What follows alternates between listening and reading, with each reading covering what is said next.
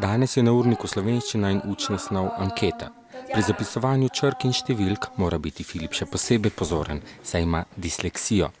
Učiteljica mu pomaga z nalogami zapisanimi z večjimi črkami ter z večjimi razmaki med vrsticami.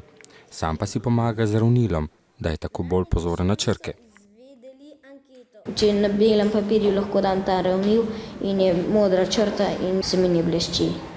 Zaradi disleksije Filip izpušča in zamenjuje črke, zato tudi težje razume besedilo.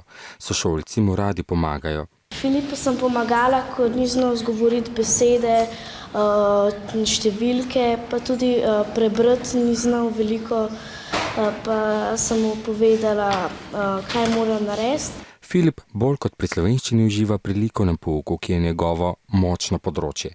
Meni je Filip pomagal, ko smo mogli pri likovni narisati en gozd z barvami, pa mi je povedal, kako sem naj skiciram. Filip mi je pomagal, ko smo risali dežnike, povedal mi je, kakšne barve naj uporabim. Filip ima enkrat na teden pri branju in pisanju še posebno pomoč. S specialnim pedagogom Igorju se največ igrava, se pogovarjava, pa tudi pomaga mi pri slovenščini. Ko bo odrasel, si Filip želi ustvarjati risanke. Zgodb ne bo pripovedoval s črkami, ampak s podobami in slikami. S tem bo disleksijo obrnil v svoj prid.